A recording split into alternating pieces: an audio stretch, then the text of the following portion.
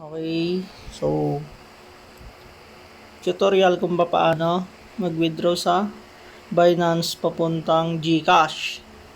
Ang gagamitin natin na medium is from Binance papuntang coin.ph to GCash.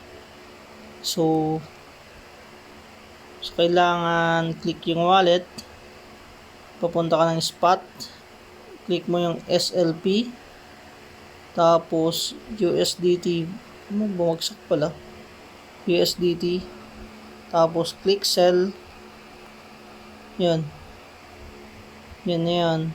So on the spot, ibebenta natin with regard to price, kung natin tignan. So sell,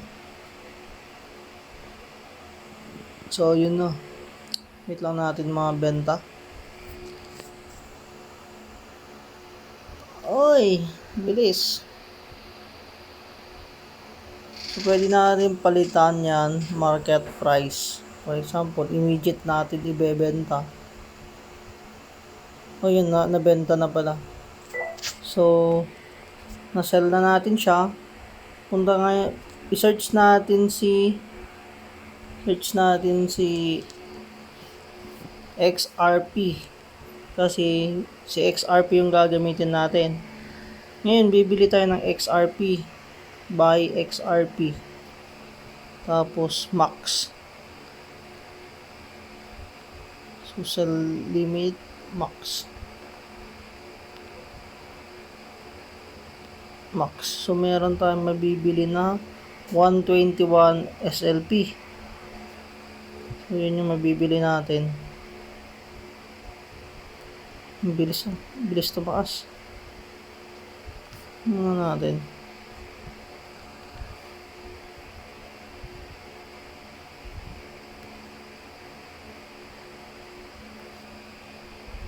So yun, bibili na natin yan.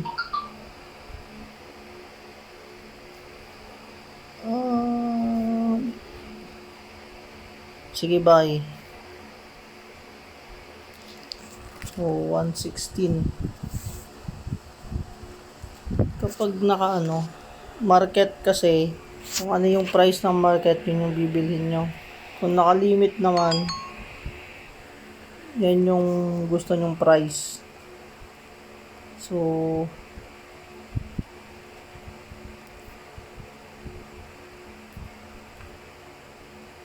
sell! Ang daming nagsisell dyan. Cancel ko na nga. Market price ko na nga. Market price 100.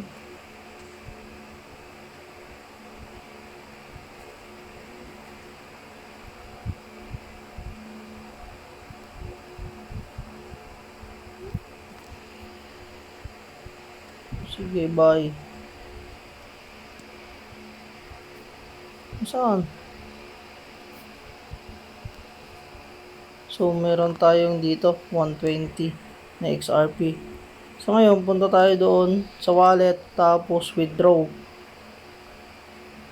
So, wallet, XRP, tapos withdraw. Ngayon, punta tayo sa coin.ph. Tapos, click lang yung XRP. Yun yung XRP. Tapos, receive. Tapos, show. Copy yung address. Lagay dito. Tapos, copy yung tag. Huwag kakalimutan yung tag. Tag, paste, max. So, meron tayong fee na 0.25 XRP. So, konti lang. Tapos, double check lang natin. Yung address, okay. Tag, okay. So, withdraw. Confirm. Ngayon, magsisend ng code. Pa-check. So, 3, ito yung phone. 3498 969896. Tapos 178658. Tapos Google Authenticator. Ito yung pinaka-importante sa lahat. No, kailangan mag-download kayo nun. Tapos send. So yan na yan. So mabilis kasi si sa XRP. Mabilis siyang mag-withdraw. Review natin dito, ayan. Isang transaction lang gagawin niya. Ay verification or confirmation ang tawag nila dito.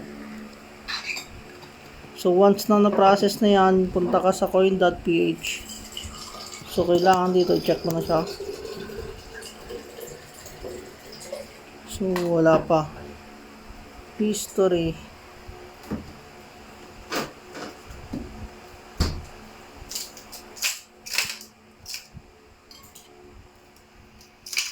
So wala pa na.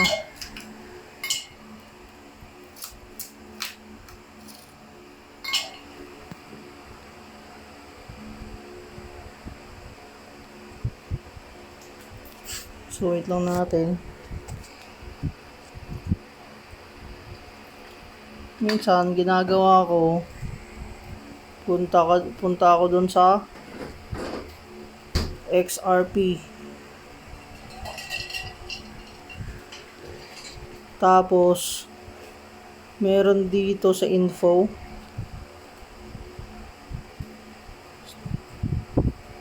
Tapos ito, GitHub Explorer o kaya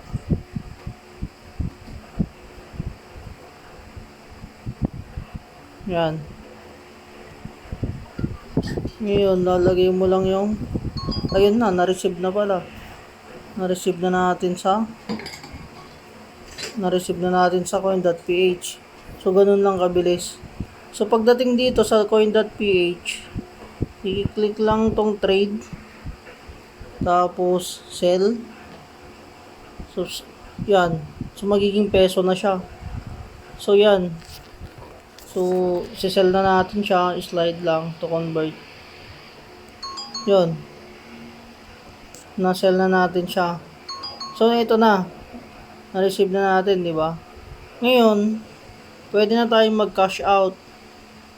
So, gagamitin natin si Metrobank. For example, gusto ko si Metrobank.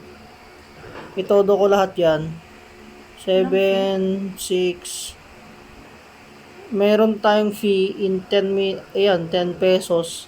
So, di naman ganun kalaki. Parang 1 SLP lang yan. 7.6 lang. Ano? 7.6 lang transfer. 7, 6. Yan. So, yan na yung itatransfer natin. May iwan na lang yung 27. Ay, tao dito. Matitira, 17. So, yan. Once na in-next na natin, kailangan pa. So, ganun lang. Okay na yan. So, lagay nyo na lang yung account number nyo dyan. Within 10 minutes, okay na lahat. So, good luck.